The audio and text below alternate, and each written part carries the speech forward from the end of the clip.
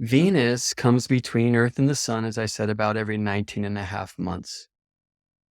From the Sun's point of view, Venus and Earth have 5 of these kisses over the course of 8 Earth years, which are 13 Venus years, right? Venus faster around the track. So Venus gets around the Sun 13 times in every 8 Earth times. And in that process, they meet in this way 5 times, which is just beautiful.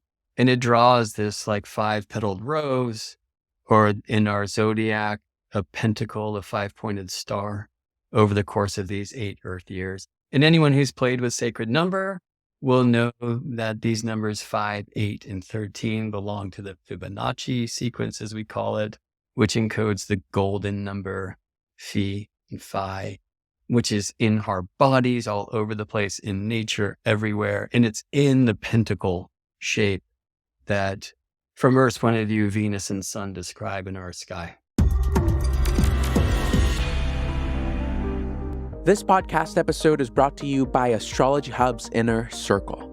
Awaken your soul, find connection, and transform your life with the world's top astrologers in a heart-centered community.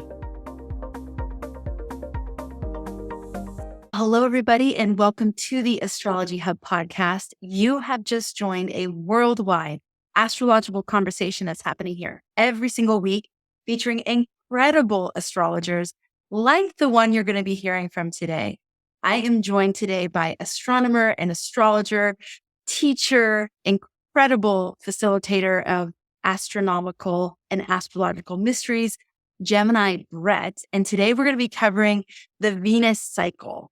So including Venus retrograde, including the harmonic, including how to actually work with this Venus cycle to optimize certain areas of your life. So I can't wait to get into it. And just a little bit more about Brett. He won the 2020 Orion Award for outstanding contribution to astrology. He's been practicing and teaching astrology for over a decade. He's the founder of the Astrology School. He's the president of NCGR San Francisco. He is a featured astrologer on our Astrologer Connect platform. He has taught several classes with us in the past. He's taught sacred astronomy for astrologers. He's also taught turning the wheel with annual perfection, planetary phases, and locational astrology. All of these are mastery classes that are available in our academy. He's also our next Inner Circle astrologer. So Inner Circle members, get excited. You're going to get a little sneak peek into the mastery class that he's going to be teaching with us on the 5th Harmonic. And Brett, welcome back to the Astrology Hub podcast. Nice to be here. It's great to have you. We always love having you here. And let's just start off with this Venus retrograde. What is it? Why is there so much interest in it? Why do you think people are searching it and curious about Venus retrograde? Let's just start there. Well, Venus does not retrograde that often compared to other planets, so it's unique. It's also Venus, who's the brightest being in our sky next to Moon and Sun. And everyone loves love, and typically we project that onto Venus when we're looking for a planet to hold that signature, love and the arts and that, right? So typically during Venus retrograde, I think the most common thing we read is, old loves come back into your life. And that's like a generic. Like the Love Roller Coaster came on the playlist recently. Amanda, you're like a roller coaster legend around here, just so you know. We took Koa to roller coasters. And I was like, what are good roller coaster songs? We played Love Roller Coaster. And that'd be a good song for people to tune into, to just feel that generally expressed Venus vibe. I think when we get into Venus retrograde for particular charts, of course, like all things astrology, we really want to know the natal chart. Like this Venus retrograde is going to express itself differently for each of us. Yeah. But there's something with retrograde about literally apparently moving backwards through our zodiac. So there's that going back. Some people treat retrograde planets as more going within.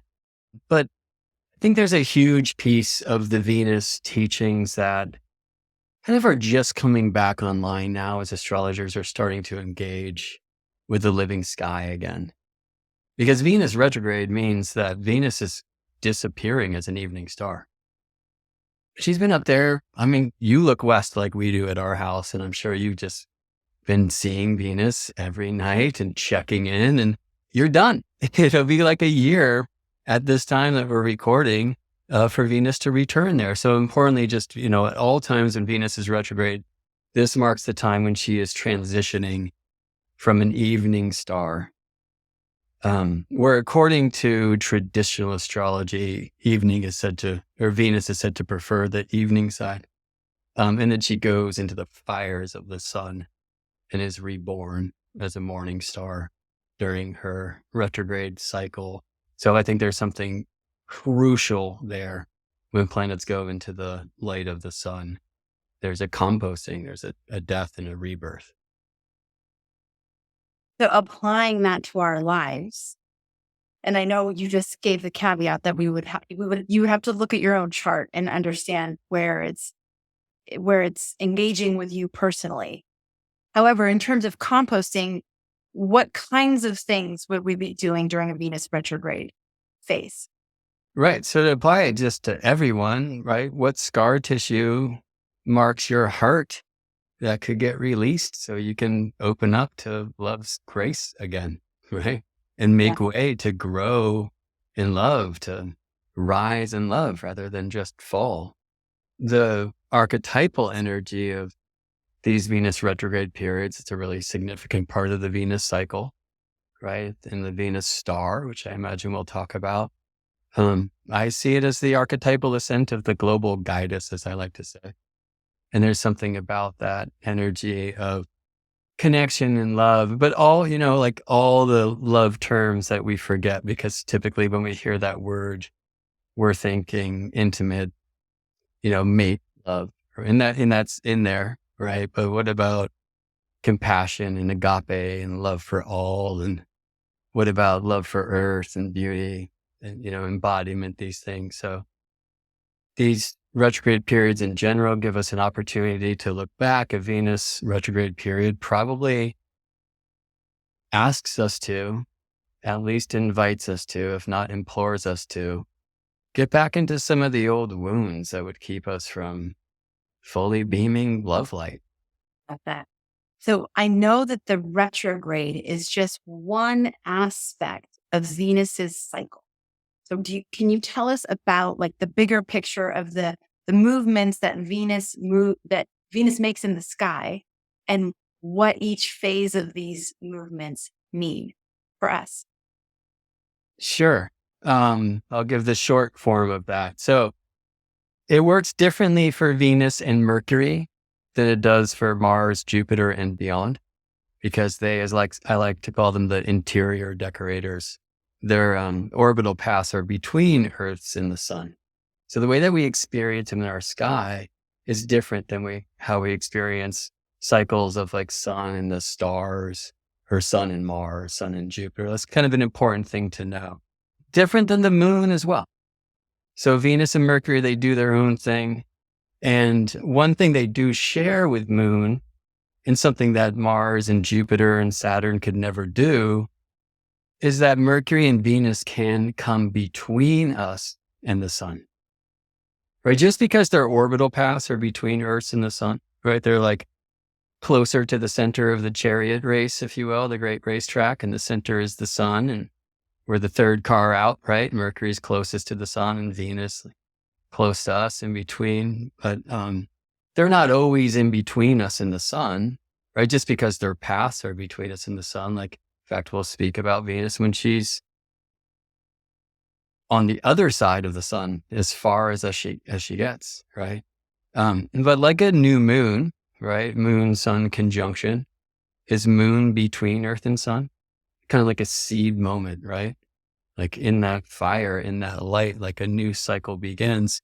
A new Venus, the way that most of us work with it, is Venus between Earth and the sun. And that's Venus retrograde. So this is another really important thing to know about the astronomy of retrogrades. This is true, by the way, for all planets. In the middle of a planet's retrograde period, that planet is closest to Earth. So for Mars and Jupiter, Saturn, and beyond, this is happening because Earth is passing that planet on the racetrack, right? And those planets, like Mars, appears to retrograde just for the same reason that a car moving really fast on the freeway appears to retrograde when you go screaming past because you drive like crazy woman or whatever. I don't know if that's true of you, but we've all had that experience when you pass a car on the highway and you know it's going forward, but it seems to go backwards, right? That's like Mars retrograde. Venus and Mercury, they retrograde for a different reason. It's kind of hard to explain with words, but basically a retrograde is a passing. And it's proximity.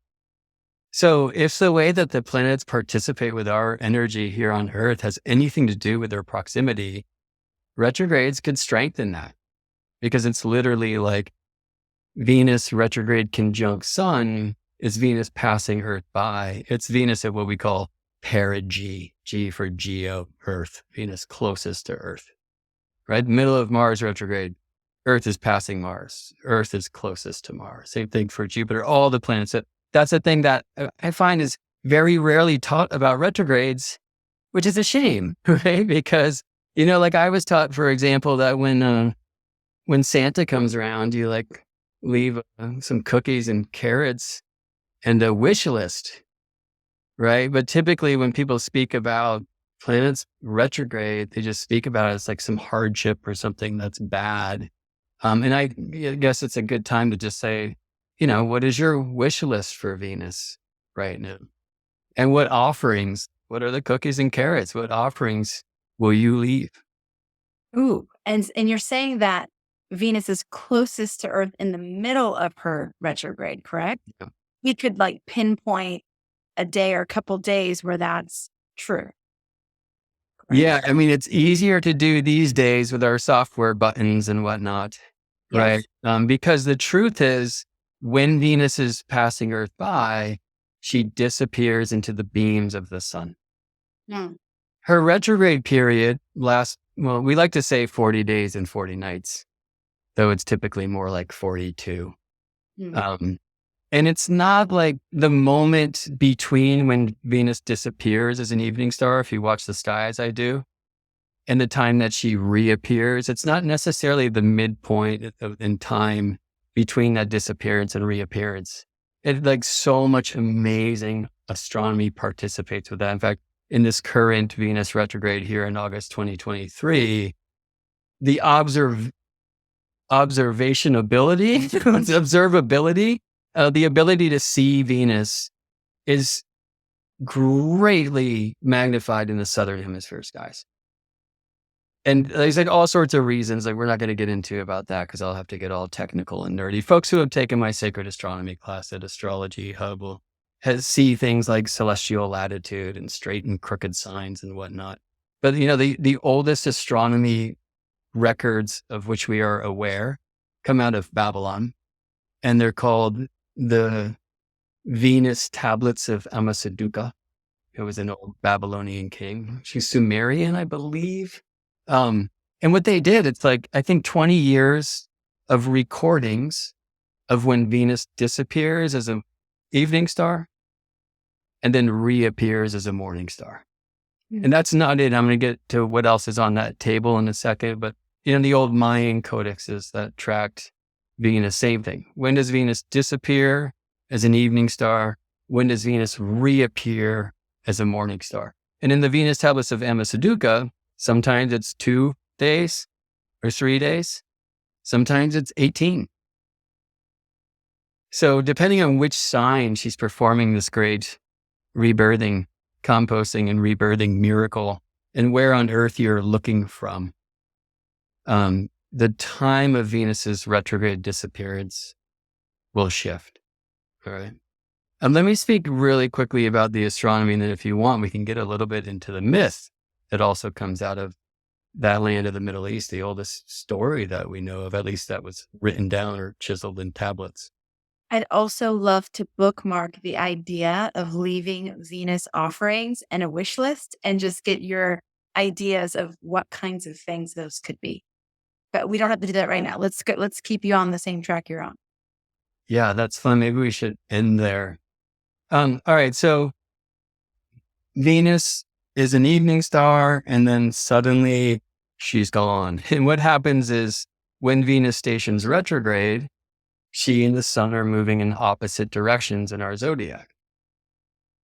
Right. So imagine the sun in Aries and Venus in Taurus. Right. The sun sets, Aries sets, and then Taurus sets afterwards. So after sunset, Venus is there in the western sky. Well, when Venus retrogrades, and actually even before she retrogrades for amazing reasons I don't think I'll detail either, the sun and Venus, like the space between them, gets smaller and smaller and smaller and smaller. We call this the phase angle closes, okay? And your experience of this is Venus sunset after sunset after sunset, you go out to the west, and Venus will be lower and lower towards the horizon, right? When Venus stations retrograde, and the reason why she does is she's passing Earth by. It doesn't happen in a moment, right? It's this kind of like 40-day period. And so as soon as that happens, right, she appears to hit the brakes, turn around, and then head retrograde. Then that phase angle between Sun and Venus closes rapidly. And it can be like a week, and then she's just gone, sometimes longer. It depends on the cycle, depends on where on Earth you're looking from. And then she's between us and the sun, right? Like, and typically people are like, oh, it's like love and light, right? But there's this composting thing that I think is really often forgotten. And when we're looking at this on a chart, you just see a Venus glyph, the circle of spirit above the cross of matter. You see the sun, the circumpunct, and like they're together. When you go try to find Venus in the sky, you will burn your eyes and go blind, right? Because Venus is in the light of the sun. I mean, I should say importantly, with the advent of technology, and only twice in a human lifetime we've had ours, they were in 2004 and 2012. Venus can actually be observed visibly passing between Earth and the sun, called the Venus transit. Typically, that's not the case for the same reason that most new moons are not solar eclipses. Most new moons are not solar eclipses because depending on where on Earth you're looking from, the moon is either above the sun or below the sun, but so close to that beaming light that a new moon is a no moon. And this is true for Venus, Mercury as well. When they pass between Earth and the sun, typically they'll be above or below the sun from your point of view, and you just see nothing, right?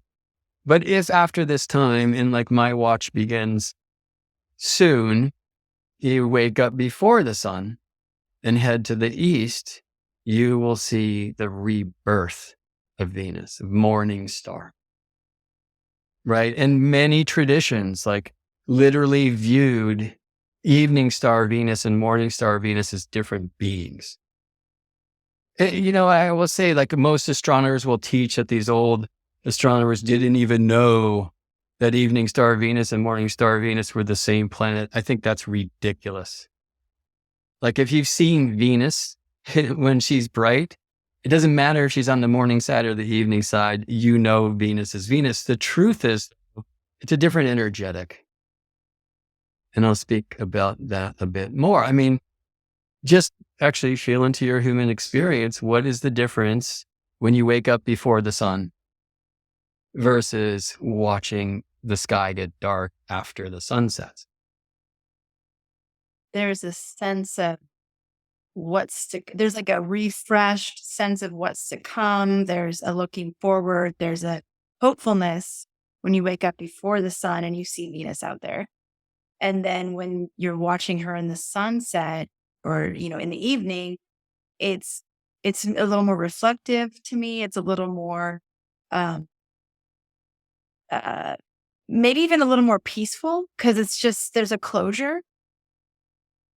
That is just that I'm just riffing based on how I experience it when I watch him, but I don't know if that's correct. I'm doing a little quotation. What you experience is correct, right? Of course you would say that. Absolutely. And for me, this is how we want to learn about these cycles, go out and experience them, right? And with Venus, who again, next to moon and sun is the brightest being in our sky. Venus is the most often reported UFO.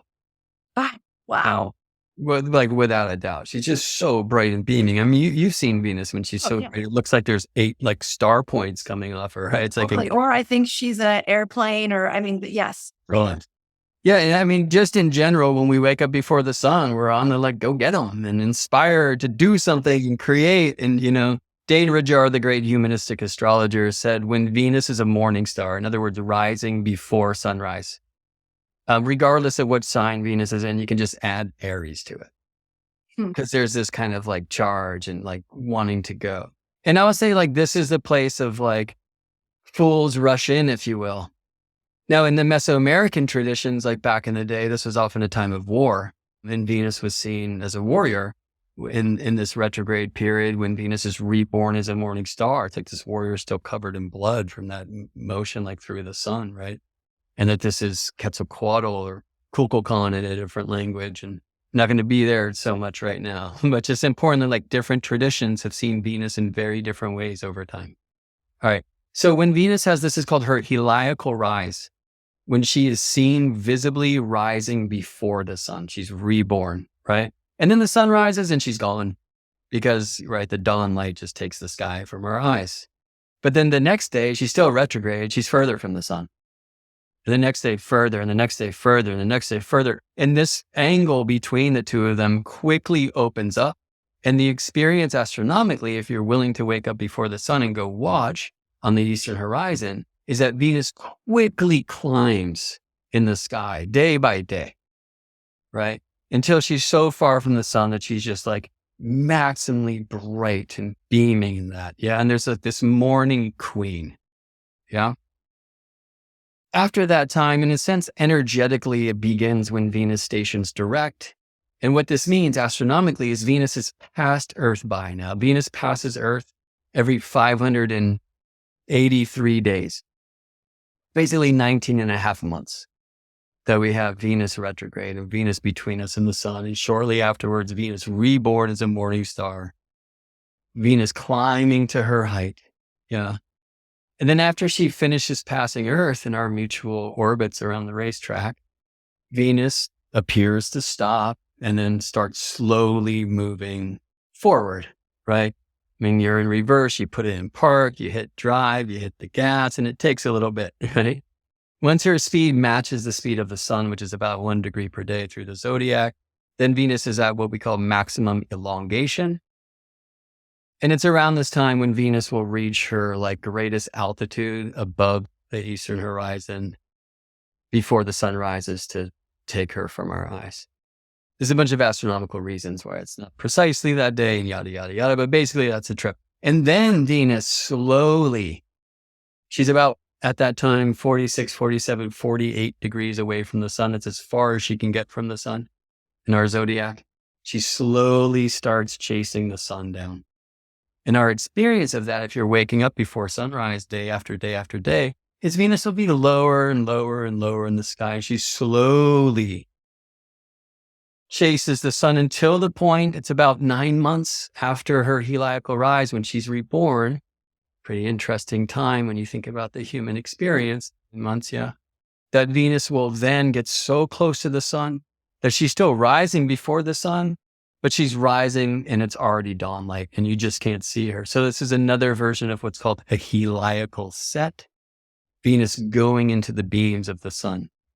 Now, in this case, Venus is literally going behind the sun from our point of view, or what they called in the ancient language, above the sun, superior to the sun. I'd like to say exterior, kind of makes more sense. And it's a trip that the astrologers don't like write shady things about that time of the cycle, because now Venus can't be seen for like 2 to 3 months. Depending on the cycle, depending on where on Earth you're looking from. In the middle of this thing, she will conjoin the sun again. So a unique thing about Mercury and Venus is they conjoin the sun twice in their cycles. One, when they're retrograde, that's between Earth and the sun, when they're passing us by. And again, when they're direct, and it's when they are on the opposite side of the light. Farthest from Earth, which is called apogee. And they're flying in the zodiac or so we think, but we really have no idea. We can't even prove that Venus or Mercury exist at that time in their cycle. Like, we've come to trust our experience. The sun sets and it rises again. You only need a day to prove that one. For the Venus cycle, every 19 and a half months, there's this disappearance, the setting as a morning star. And then later, 2 or 3 months later, she will reappear as an evening star. Right? But that's this time in this underworld, this faraway place. And it's a very different type, if you will, of a death and rebirth. And I think I'll come back to this, like, quickly talk a little bit of myth and add some like astrological energetics to it so people can play a little bit more at home and with the cycles. All right. Anyway, just to finish the astronomy, at that time, Venus behind the sun, she passes the sun by far enough that we can now see a separation between the two. That means the sun sets and we just see Venus on the western horizon. You're like, Venus? And then she sets.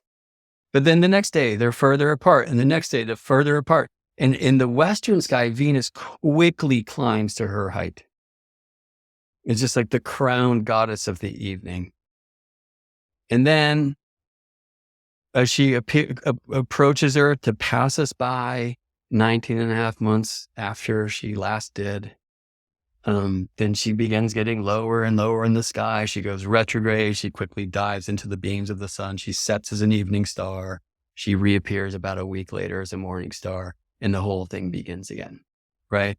So there's this amazing thing with Venus. Mercury too. I mean, Mercury's harder to catch, the trickster. He's not nearly as bright, right? Venus, like, she's so bright. We often use this rule from Hellenistic astrology of 15 degrees on either side of the sun is this place called the beams. And you can see them when the sun sets and you see all the yellow and the red that like follows the sun and then it gets dark, right? Or before the sunrise, you see the beams rise. Within 15 degrees, traditionally it's treated that if a planet's that close to the sun, they're under the beams, you can't see them, right? Venus, 10 degrees is a better rule. And because of all sorts of astronomical awesome sauce, there's times where Venus actually can be seen as an evening star and a morning star on the same day. And I just want to put that out there because I was taught something very different than that, and Venus has taught me otherwise. And as I've then become a disciple of Venus and gone out to watch her so regularly, she's introduced me to Mercury, who does the same thing. But Mercury encodes pi and Venus encodes pentacles. And let's get back to that. But let me say one more thing here. We'll just say mythically, okay? So the oldest astronomical tables we're aware of, the Venus tablet of Emma-Sudoku. The oldest story, from what I understand, that we know of, at least one that was written, not just handed down, word to word, is the descent of Inanna, queen of heaven and earth. And in the story, Inanna visits Enki, he's a wisdom god, who lives in the Abzu. And he breaks out the finest beer to welcome the arrival of Inanna, and they get pretty drunk. And in his inebriation, Enki gives her all of these gifts. And she says, I take them. And the next day she sails off. Interestingly, she comes to the Abzu alone. She sails away with Ninshubur, who's described as the old queen of the East. And this would certainly be Mercury. And Enki wakes up the next day and he says to Ishmud, who's like his homie, he's like, hey, where's the Mies? Which is this term untranslated for all of these like holy adornments and other amazing things that he's given to Inanna. And Ishmud tells him so much. And he's like, what? He's like, no, what? He's like, dude, you were pretty trashed. He's like, oh my God, we got to get that stuff back. She'll totally understand. Just go and tell her, right? And so Ishmud goes and finds Inanna sailing away on this boat with Ninshubur. He's like, hey, Father Enki was a little drunk last night. He gets this way when he's excited about company, and he didn't really mean to give you all that stuff that you got in the boat. We kind of need it back. And she's like, no, Father Enki gave this to me. It's mine. And so he comes back and tells Enki, he's like, yeah, she's not giving the stuff back. And he's like, all right, send the monsters. So these monsters come after Venus, right? For me, Enki in the Abzu is the side of the sun facing the earth. And when Venus goes to see him, right, then she's reborn in the East with the old queen of the East. And as she's setting sail, what this is Venus's heliacal rise, but the monsters are she rises and then the sun rises and we can't see Venus. But the next day, and by the way, Ninjabar fends the monsters off. The next day they send badder monsters, and the next day badder monsters. And like every time here, Venus is getting further from the sun. So climbing in the eastern sky, and like the monsters are like less capable of tracking her down. Yeah. And eventually, like she's made it all the way. This is like Venus bright. And Enki just gives her his blessing. Be a queen amongst men, like use those holy me in a good way. So much happens in the tablets then, and she finds her king and all these things. But the big piece here that I think we can work with is, for the sake of our time, is that she hears a call from the underworld, from the below. Her sister, Rishkagul, is the queen down there in a place called the Kur. And she sends her consciousness to the great below and feels the pain of her sister, who has just lost her husband, Gugalana, which means the bowl of heaven. And see, Inanna is just married to Muzid, who's a shepherd. And this is very likely one of the ancient stories that speaks about the transition from the age of Taurus to the age of Aries, from the bull to the shepherd and the ram, you see. But anyway, so she descends. On her way down, she has to remove these 7 sacred adornments that she wears. And this is all keyed into the Venus cycle with the moon in ways I don't think we have time to describe right now. But basically, she disappears. This is Venus in the Kur, in the underworld. And sadly, in the story, she's rewarded for visiting by being slain by her sister. And hung, pardon me, this is graphic, but hung on these meat hooks behind her throne. But before she went down, she told Ninjabar, she's like, hey, I'm going to the underworld. He's like, it's heavy down there. And if you don't hear from me in a few days, like don the clothes of the priestess, bang the drum in the temple of my father Nana. And if he won't help you, bang that drum in the temple of Enki, of Enlil, and then in Enki. And Nana won't help and Enlil won't help. I would say they can't help. But Enki he creates these beings from the dirt of his fingernails. And he sends these beings, the Kugara and the Galatur, to go empathize with the Reshkagul, because he says, she'll be in pain when you're there. And when she says, oh, my hips, you say, oh, my hips, the hips. And when she says, my back, you say, oh, my back, right? And take her pain from her. And for this, she will reward you. And when she asks what you'd like in exchange, take the corpse from behind her throne and feed her this plant and this water of life. And this happens, and Inanna is revived in this way, and then allowed to come back here. And as she does, she passes through the same 7 gates that she passed through on the way down, reclaiming these 7 sacred adornments, which very clearly correlate to the chakras. The 7 chakras are energetic centers. And then amazingly, she's got to do it all over again. And while that doesn't happen in the story, it happens here on Earth because orbits. So there's so much of that wonderful tale that I've left out, but it's amazing to kind of track the Venus cycle with that tale. And I will say this, like the Venus retrograde period in that tale, there is a transformation, but I would say it's more like kind of like a Piscean transformation. It's like an ending and a beginning, and there's faith and there's understanding, but there's this willingness to go do it again. Like the Bodhisattva, right? Who said to achieve enlightenment, but comes back around until everyone does. It's like, it's in that world. And this new energetic of Venus is born according to the sign that she aligns with the sun when retrograde.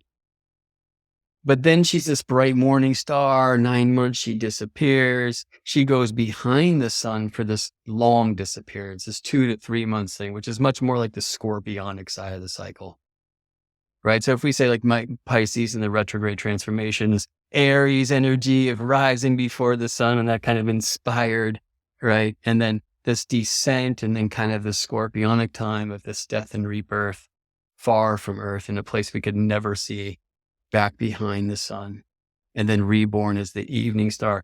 Rudyard said when Venus is an evening star, and you so beautifully described this with your experience of Venus, that you add Virgo, regardless of what sign she's in. Because there's this, hesitation is the wrong word, but like reservation of patience, right? It's like Aries, like we're going to go get it. With Virgo, we're going to kind of consider everything and then act. You know what I mean? And that's more of like the evening star. And she's an evening star for about 9 months, and then the whole thing goes down again. What it's making me think of is that we are transformed in the process of the day. I mean, we wake up and we're one person, then we have these experiences and we go throughout our day. We literally are wiser, hopefully, but more experienced. And so, yes, there is a little bit more of that considered, I think, approach. If we were to treat each day as Venus's, she has her morning experience and her evening experience, we were to like consolidate that into a day, we could reflect kind of those different kind of qualities. Yeah. But you have to like siesta, because there's a strange time, like in the middle of the day, if you will.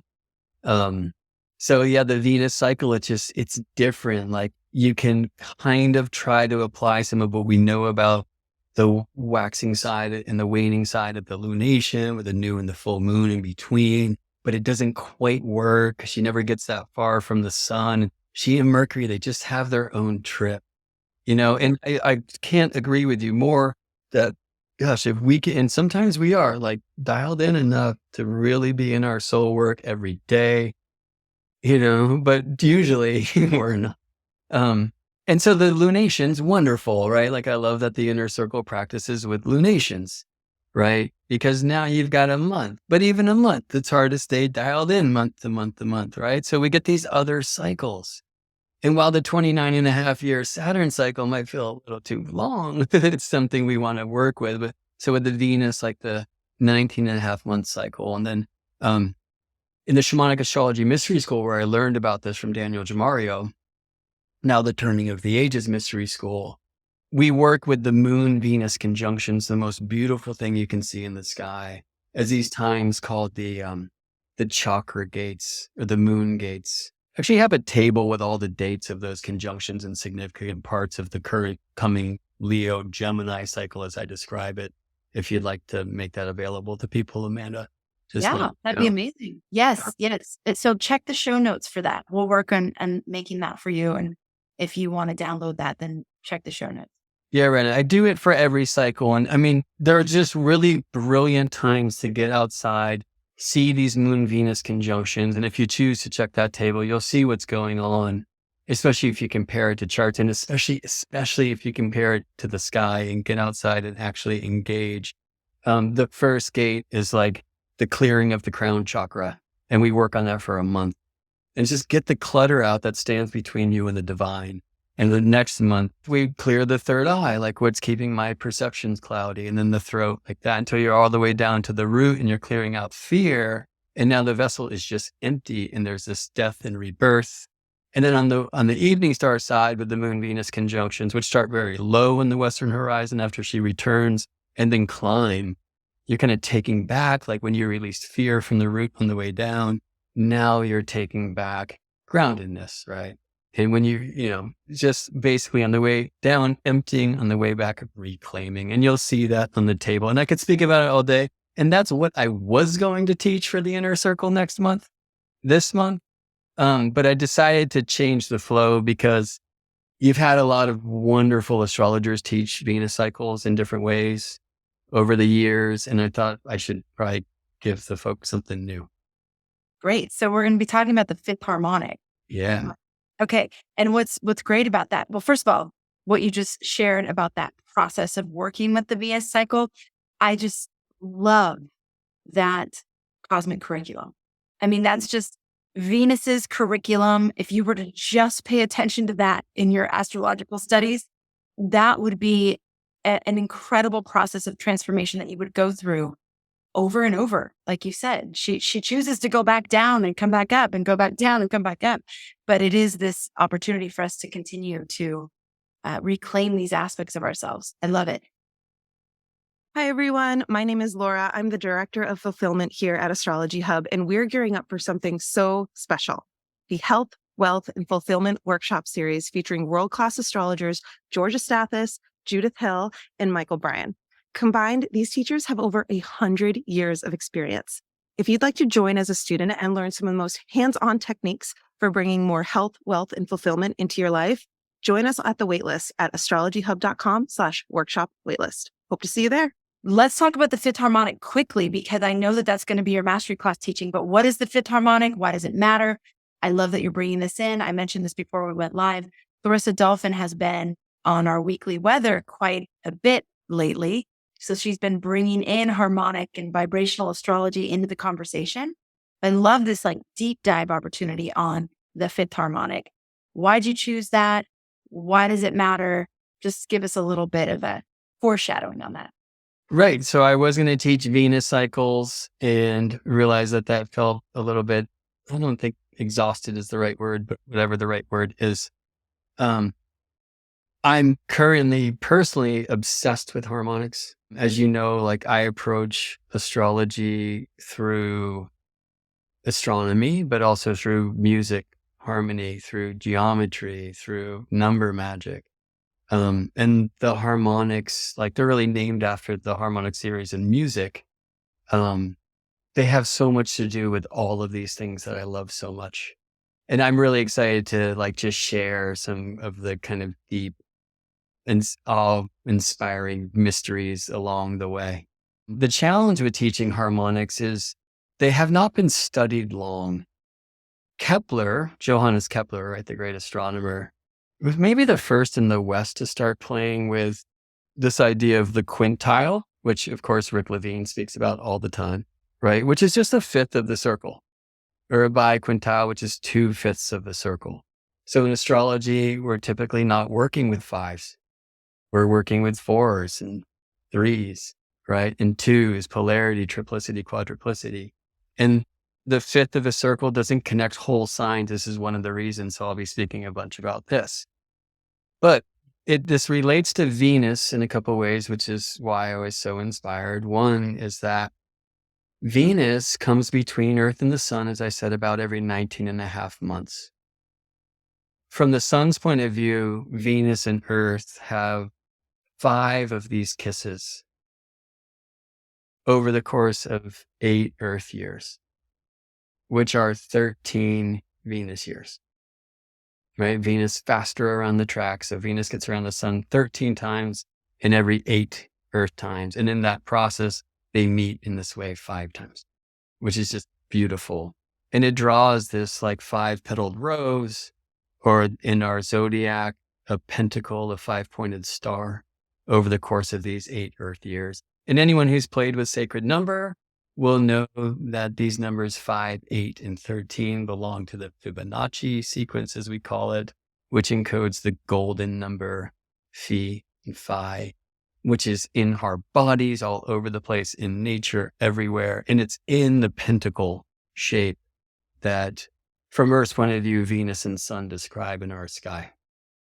So that kind of said, hey, go fifth harmonic. There's another thing that's happening. As you know, Jupiter and Saturn conjoined on December 21st, 2020. They planted a seed in the very first degree of tropical Aquarius. Jupiter and Saturn themselves conjoin about every 20 years. That's a whole nother cycle, right? And in that course of a cycle, just like in a lunation, a moon-sun cycle, there's a new moon. That's the Jupiter-Saturn conjunction. There's a kind of waxing half moon when Jupiter squares Saturn, opening up. There's a full moon when they oppose, right? But there's all these other frequencies that happen along the way. And at this time in this lunation, and actually for a while, Jupiter and Saturn will be quintile. So that's a fifth of the circle, 360-degree circle divided by 5 is 72 degrees. Yeah. And we found over time, although this is a frustrating thing, I think for this class, I'll probably take a book of what was once the bedside table and is now the bedside wall of a library of books, as I've just been mad scientist, frustratingly ripping through pages of so many texts, and very few astrologers really speak about quintiles, and much less so about harmonic charts. And the ones who are sure of what it means all contradict, which of course is something in astrology that we just have to come to terms with. And it can be an exciting and inviting and beautiful thing. But the general consensus is that the fifth harmonic, which kind of ties these quintiles, these fifth of the circle together, this like star shape. And it does much more than that, which I will be explaining in the class. Like in the fifth harmonic, you can see the 10th, you can see the 15th, you can see the 20, you can see the octaves of the 5. And I'll be speaking musically and like letting people hear these things in the class too. But the general consensus is there's creativity. Some say creativity and play. Some say creation and destruction. Some see just like pure Venusian artistic talent. And Dali has like an amazing fifth harmonic chart, but some of my favorite artists just don't. And so that one kind of gets thrown out for me. But yeah, generally speaking, it's like there's an artistic play. I'll say one thing importantly from Charles Harvey is like, just because we're talking about art, this doesn't necessarily mean sculpture or painting or playing saxophone on a stage. Like this is the art of living. This is the art of debate, right? Like that's going to come through in a lot of different ways, but there's something in like a talent orientation that hides in these 5s and can be revealed and then investigated and like unfolded when we explore the fifth harmonic. And we'll be at this time that I'm teaching this class under the spell of Jupiter quintile Saturn and in Taurus in Pisces with the Leo Venus cycle. So that was the other thing. It was like, there's just art all over this place. Like when we were doing the forecast earlier this year, there was like a lot of hardship. And I'm like, wait a second. It's like this Pisces Saturn. It's this Taurus Jupiter. There's a lot of Venus in that.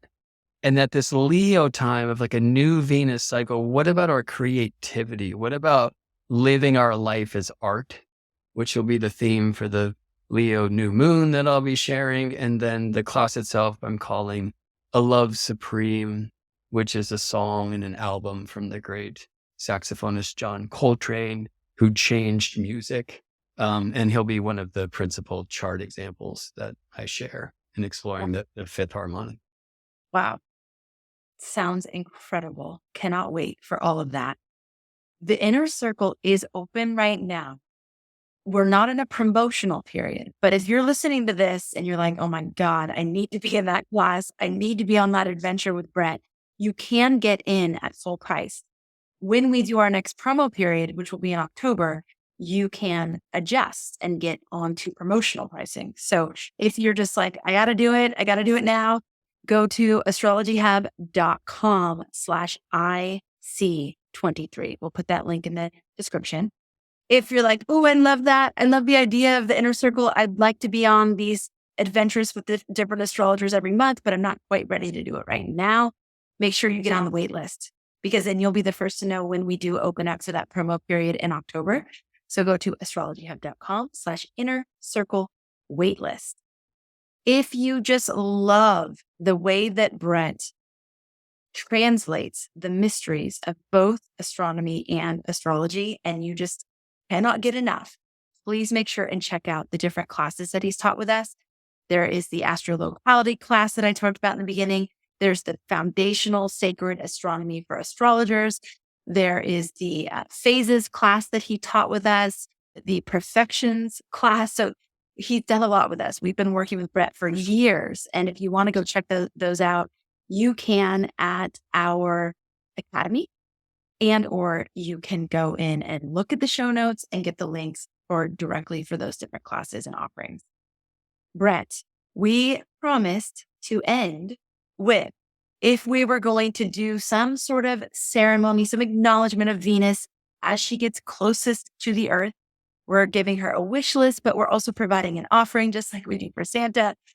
What kinds of things would be, I don't want to use the word appropriate because it's not like, probably nothing's inappropriate, but what kinds of things would be aligned energetically with those kinds of ceremonial offerings for Venus?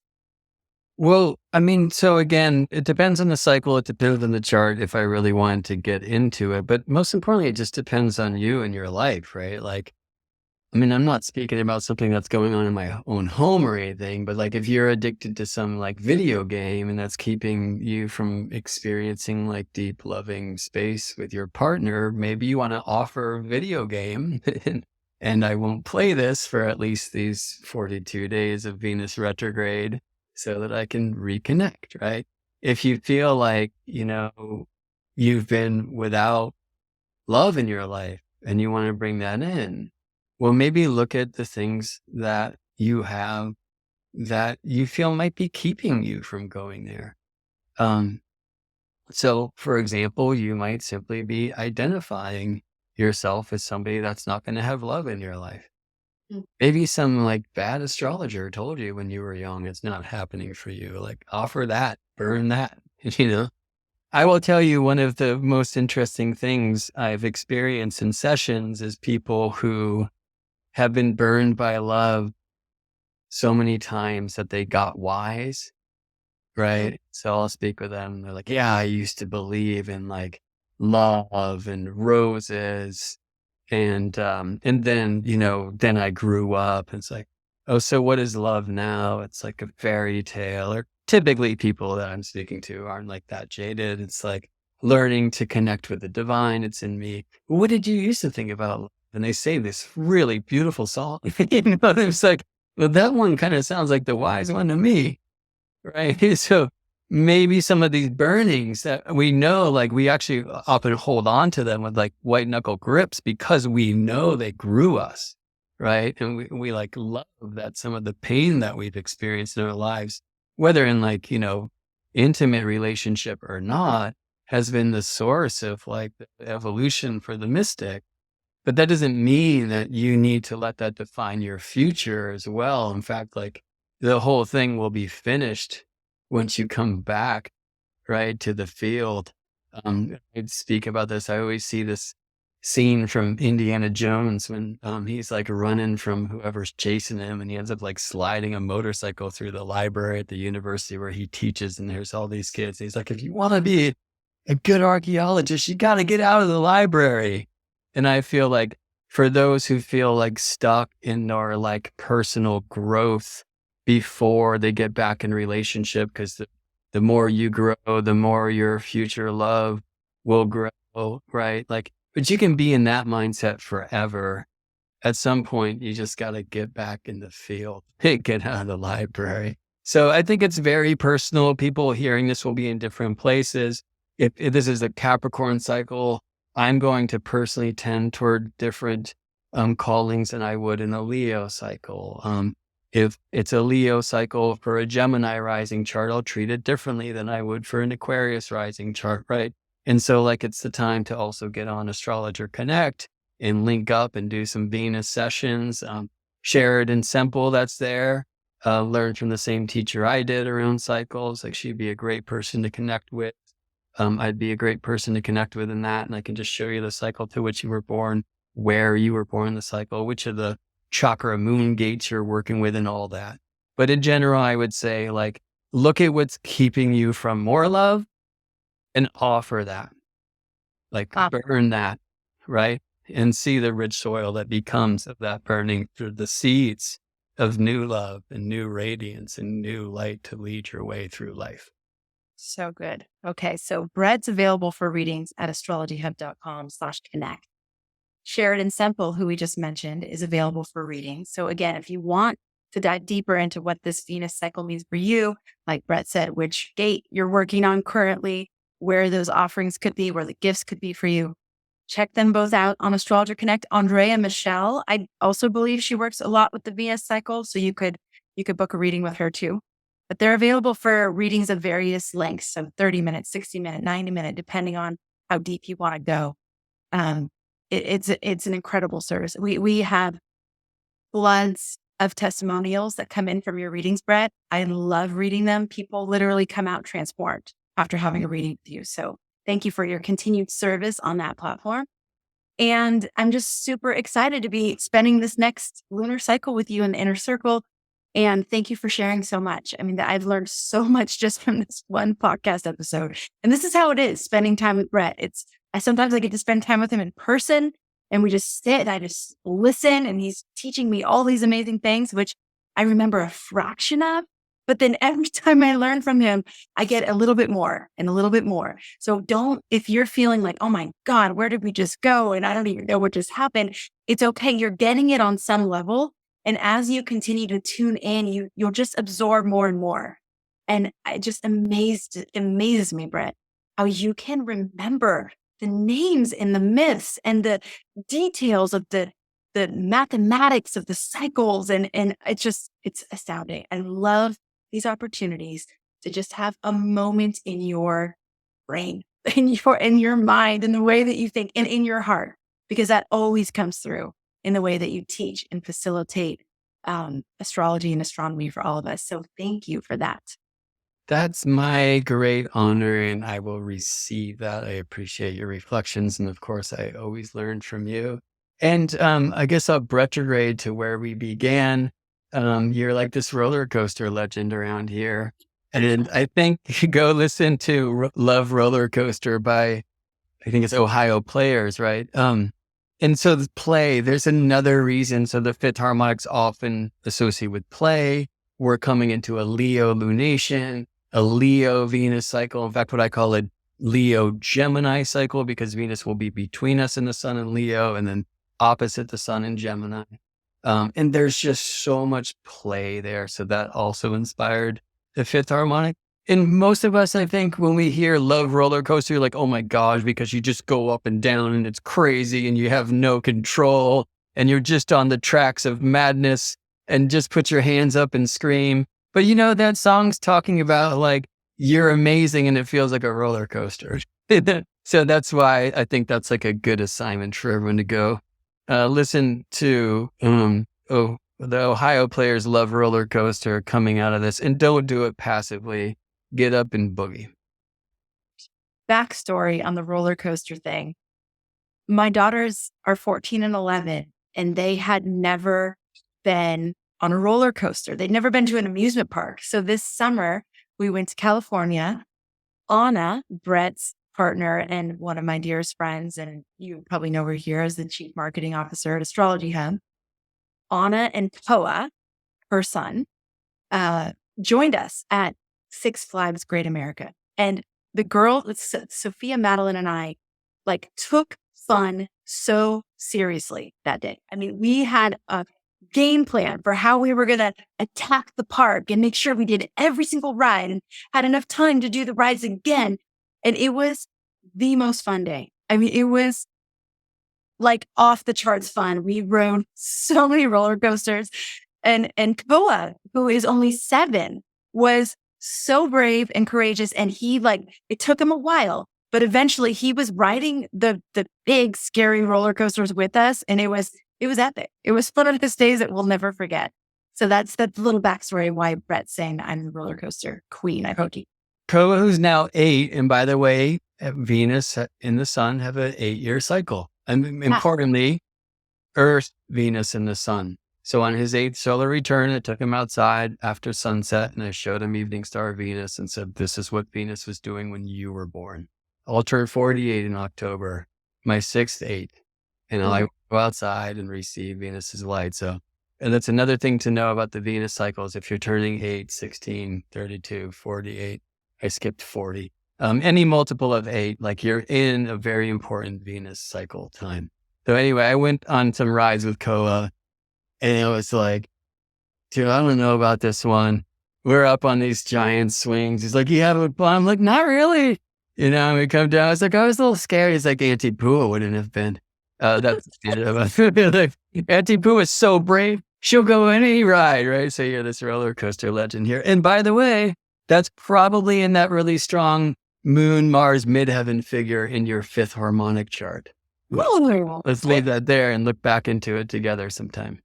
Love it. Okay. All right, everybody. Thank you so much for being here. Thank you for making up our community that is Astrology Hub. So happy to share these. We always like to think of when Brett comes on, we had a show at one point called Storytelling, but it's always storytelling when we get to hang out with Brett. So Thank you for joining us. Thank you for being a part of our community. And thank you, as always, for making Venus and astrology and astronomy a part of your life. So grateful that you're here. And we'll catch you on the next episode. Oh, love that. Take care, everybody.